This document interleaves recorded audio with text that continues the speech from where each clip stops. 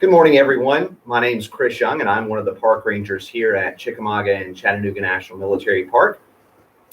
Thank you for joining us again on this Sunday morning at 10:45 for the question and answer session with Park Historian Jim Ogden. Hopefully you just finished watching his presentation on Sunday morning's fight. Again, the unique thing about this anniversary is that it actually falls on the historic days of the battle, Friday, Saturday, and Sunday, the 18th, 19th, and 20th of 2020 and of 1863. So kind of a special time here at Chickamauga and Chattanooga National Military Park with those dates falling on the historic days of the battle. Hopefully you've enjoyed the virtual programs that you have seen already on those 2 days, on the 18th and 19th. And we do have additional programs coming up this afternoon, so we hope that you tune in on those. For those of you who have not been associated with these live question and answers with Jim Ogden, here's how it works. We're live now.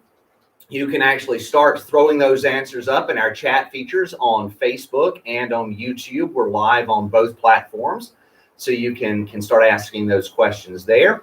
Once those questions do come in, we will live ask Jim Ogden those questions and he'll answer those for you. So this is your time to be able to bend the park historian's ear to ask those questions, maybe September 20th, hopefully, or just general questions that you may have concerning the battle that you've always wanted to know, but now you can ask Jim in live and almost in person, I guess, here on our 10:45 question and answer session. So without further ado, let me introduce you to park historian Jim Ogden. Jim?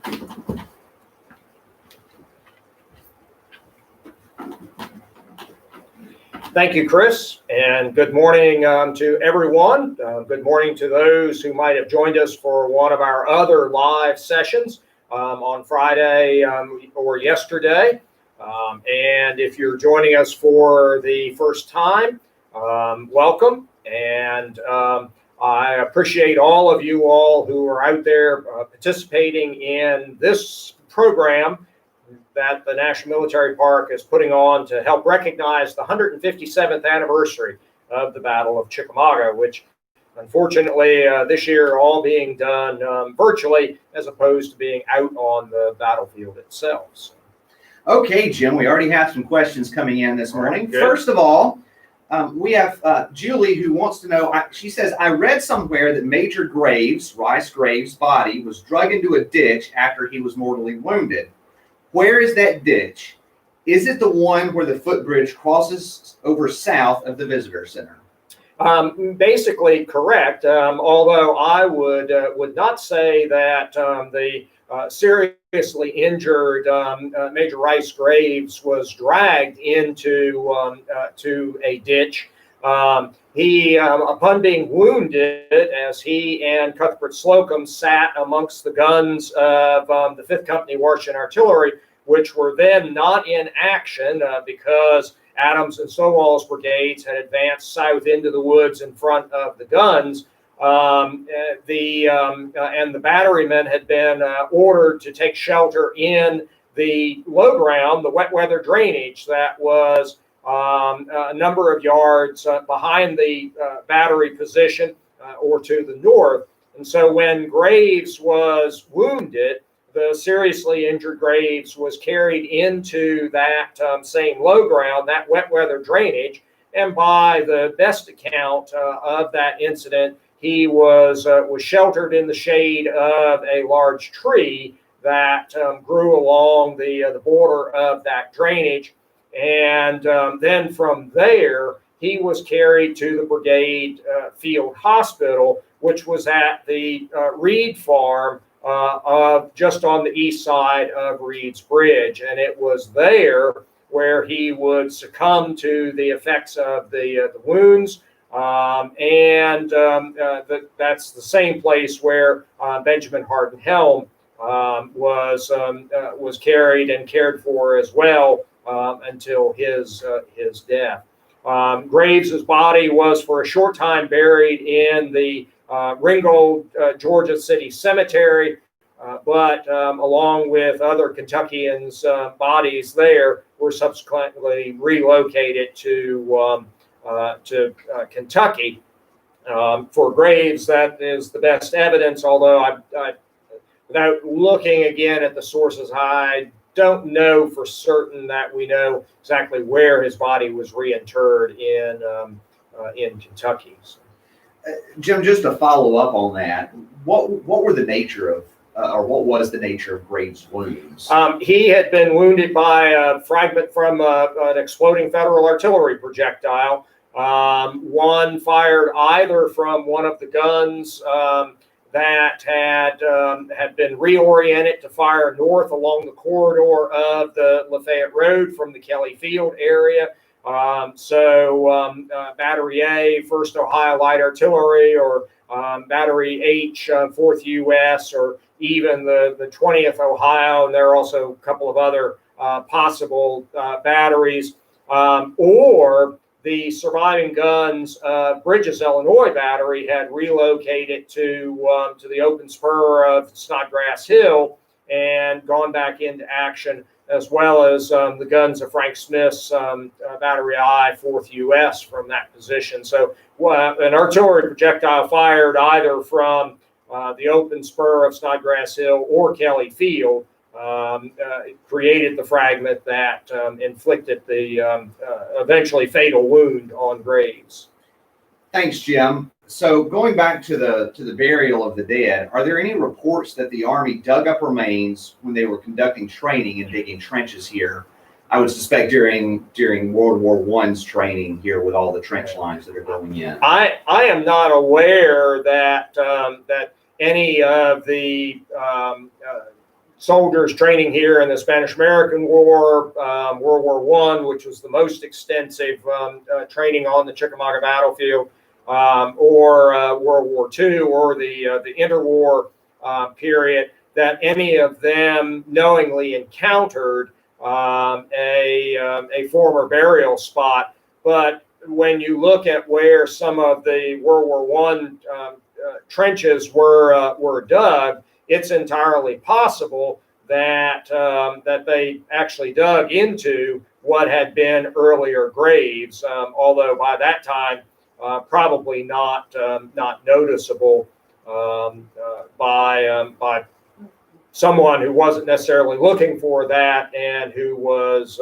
not necessarily trained to recognize human remains amongst the cherty soil that you can encounter here very easily. So another one has come in on Rosecrans' line on September 20th. Would he have had a better initial line if instead of running it south through the Poe and Brotherton fields, if he had ran it to the west along Snodgrass Hill and the hills known as Horseshoe Ridge, like it was later in the day? Did he have enough men to do this and cover the Dry Valley Road? Well, in the Council of War on the at Rosecrans headquarters on the evening of September the 19th, there was some discussion between Rosecrans, Thomas, McCook, and Crittenden about the positioning of the troops.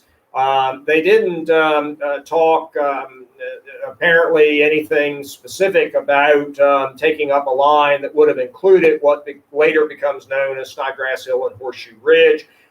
In fact, when you look at federal accounts from September the 20th, there seems to be relatively limited knowledge of that large wooded hill mass amongst many of the federal leaders before it becomes a good place to make a stand.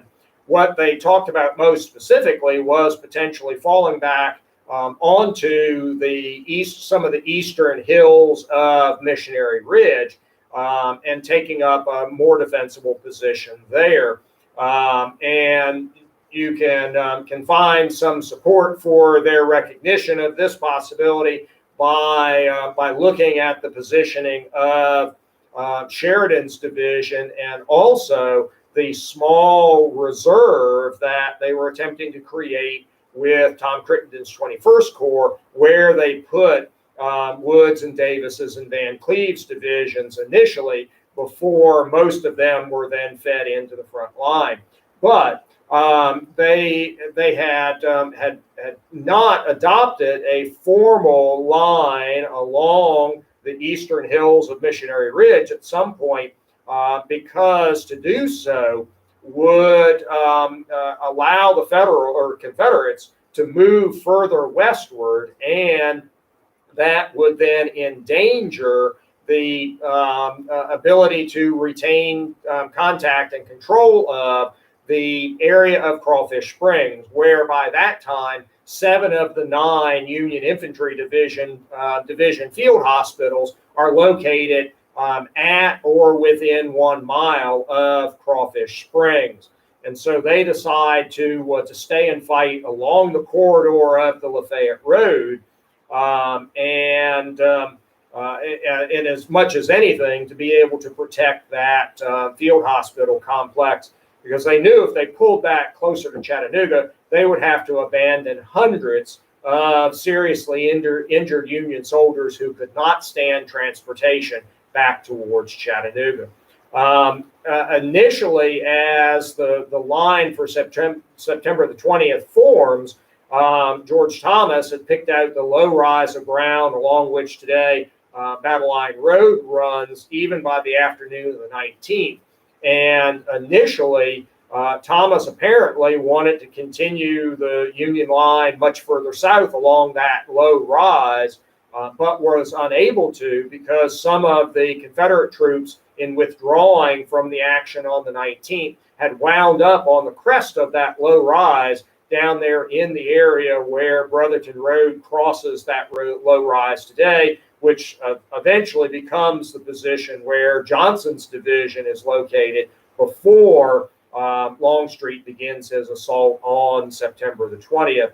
So if the battle had gone a little bit differently on the late afternoon of the 19th, the Union line might have been more or maybe even entirely to the east of the Lafayette Road, as opposed to essentially crossing the road in the area of the Poe Farm and then running south along the western edge of the Brotherton Field, and before veering southwestward to go over the hills where the Witt-Glenn's home was located, Rosecrans headquarters, which becomes Sheridan's position. So. Thanks, Jim. Turning over to one of the questions from YouTube. Rosecrans needed food and sleep, but what about the men around him, such as James Garfield? Were they doing all they could to help the situation? There certainly many members of Rosecrans' close staff are nearly in the same state as Rosecrans himself, with the effects of sleep deprivation and probably also the amount of food that they had been ingesting over the last several days. But we have less insight into those individuals than we do Rosecrans, because he, again, is the Army commander. He becomes the center of the attention, and so many people, particularly outside of Rosecrans headquarters, who make brief visits to the headquarters, report on Rosecrans' condition. It is interesting that and this is something, a source that the Dr. William Glenn Robertson, who's the real expert on this campaign, only in the last few years came aware of. But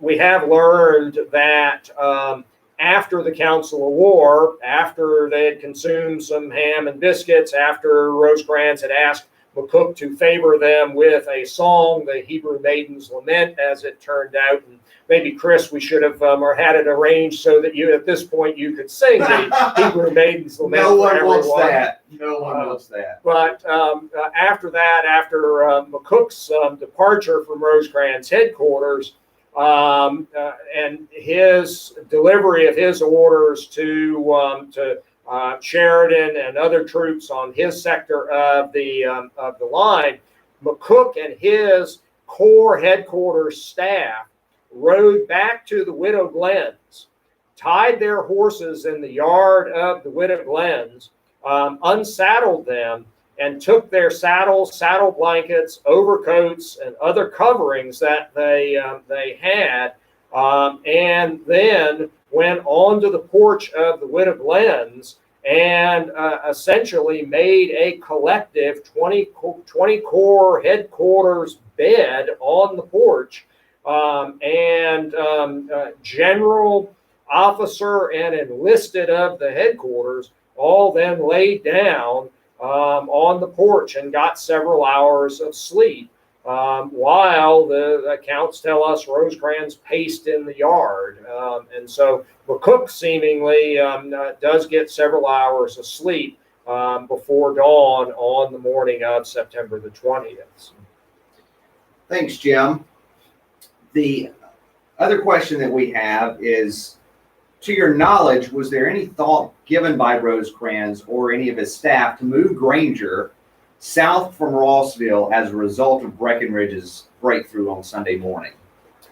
I don't, right offhand, I don't recall any specific consideration by Rosecrans himself as he is dealing with the reports of the threats to the left by what we know of as Breckinridge's attack.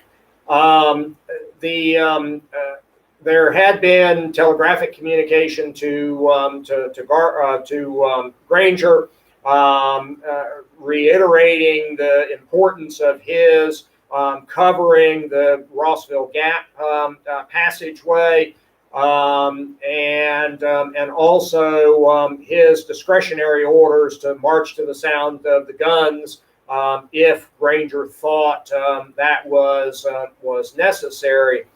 And that's eventually Granger executing those discretionary orders is what's eventually going to bring Granger southward from Rossville Gap. You know, one of the things that today I don't think gets quite the attention that it should is just the importance of where Granger is located. I think largely because today we cannot travel what they would have thought of as the Rossville to Ringgold Road, a stretch of the old federal road. And in particular, we really can't travel it from Rossville to what would be today US 41 near Graysville Road. We can drive short segments of it, like Lakeview Drive at the area of Lakewood and Pasoka, but that road is really not on the landscape anymore for us to experience and kind of fully understand. But in 1863, that road stretching from Rossville to Ringgold was essentially that section of Interstate 75 between Chattanooga and Ringgold as well. So it was really the major road from Chattanooga down into Georgia. And Rosecrans had been concerned about potential Confederate movement along that road. And in fact, when the first additional troops became available to him with the arrival of some of Gordon Granger's men, that is where he puts them astride that road. And even before that, when after Rosecrans had gotten possession of Chattanooga, when he begins his pursuit of the retreating Braxton Bragg, he sends Tom Crittenden down the corridor of that Rossville, Ringgold, or Old Federal Road. So to move Granger from that position would have potentially opened that high-speed avenue of movement towards Chattanooga. And even when Granger does move, he does so incrementally, bringing Whitaker's and Mitchell's brigades first, and then later Dan McCook's brigade south, but leaving Minty's brigade of cavalry to cover that road. So the need to protect that corridor was very important.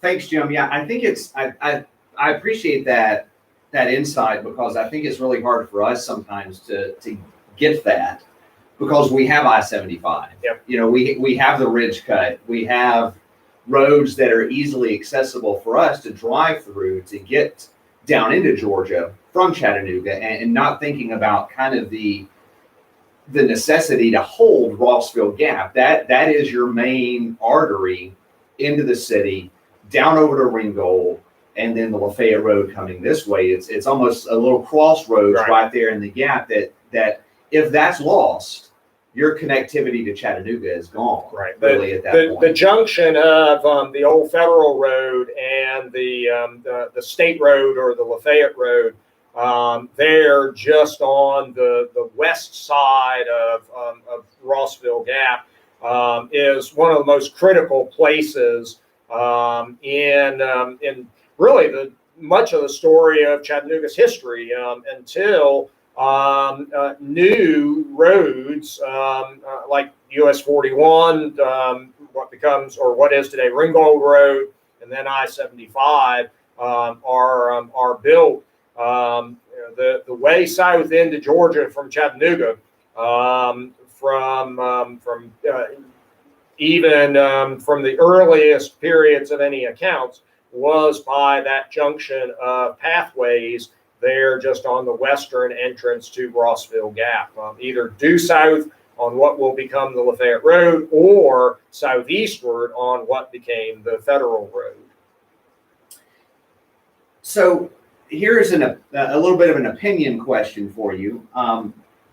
If you could, what are the top 3 fields that you might return to original shape out on the battlefield? Now, we incrementally are trying to open some of those fields up and to try to close some of those fields that are more open now.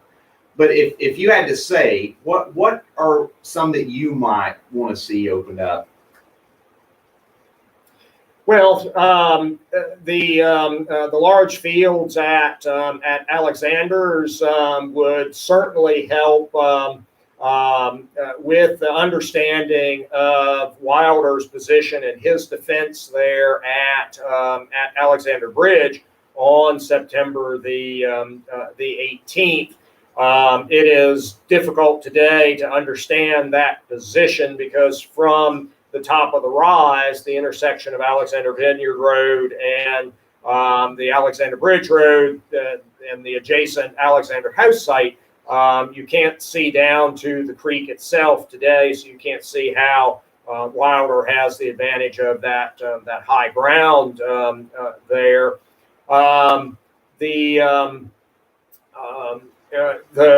The field at Jay's Mill, to help better understand how the encounter there, first between Dan McCook and the straggling elements of the Confederate force on the evening of September the 18th, and then the encounter between McCook and Confederate cavalry on the morning of the 19th, how that literally how the landscape there, the shape of that field, helped influence what occurred there on both the evening of the 18th and the morning of the 19th, which did so much to then shape what became the Battle of Chickamauga as it is usually understood, as opposed to the Battle of Chickamauga that Braxton Bragg had in mind on September the 18th.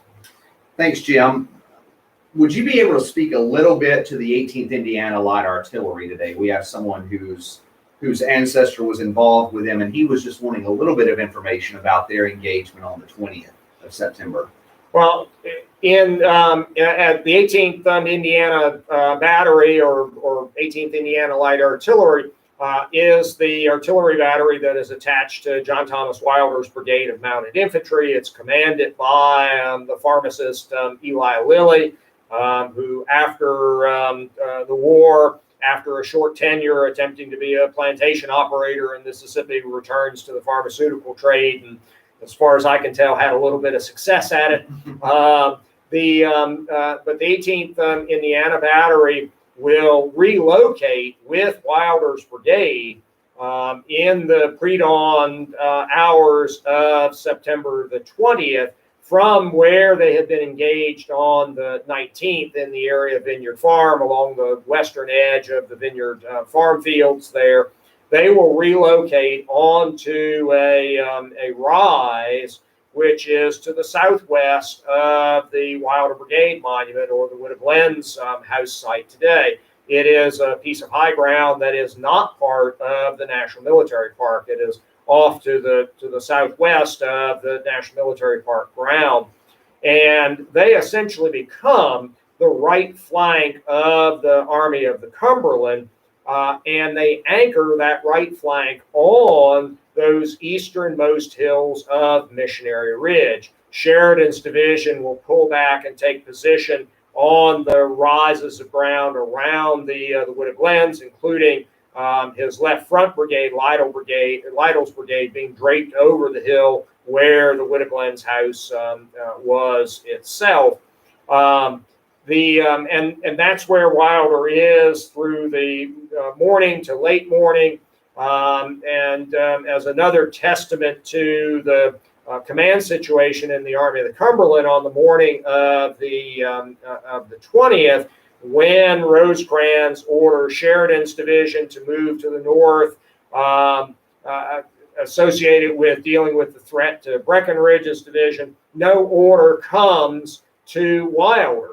And he sees Sheridan's men moving off to the northeast. And a few minutes later, he sees Confederates moving across the big fields that stretched eastward from the Wood of Glens. And not knowing exactly what is going on, but eventually seeing an opportunity to potentially hurt the Confederates, because the left flank of the Confederate formation, what we know as Manigault's brigade of Hindman's division, is moving across those big fields. Wilder will order his brigade forward, and as they sweep down off of the hill where they're located, through the low ground where today Lytle Road and the railroad run, up over the hill where the Wood of Glens is, and into the flank of Manigault's brigade, Lilly will move his battery forward onto the Wood of Glens hill and fire into the, by then, retreating Confederates. It's that action is all part of what then subsequently justifies the veterans of Wilder's brigade to have their brigade monument erected on that ground. And you can find commemorative features there for Lilly's battery. That really will end the engagement of Wilder's brigade on the battlefield. They will wind up going off of the field by going through the hills of Missionary Ridge to the west, remounting on their animals, and then actually once in Chattanooga Valley, the valley between Missionary Ridge and Lookout Mountain, they'll actually help Mitchell's cavalry screen the Union wagon train that is still in the process of moving from south to north out of the mountains and back towards Chattanooga. And they'll withdraw back towards Chattanooga itself. Well, thanks, Jim. I appreciate it. And thank you for all the questions that all of those viewers have given us. Again, we do have programs coming up this afternoon. Jim will be back on at 2 o'clock, wrapping up the battle, the fighting, the breakthrough, the fighting over on Snodgrass Hill and Horseshoe Ridge. And so we encourage you to watch that at 2 p.m. today.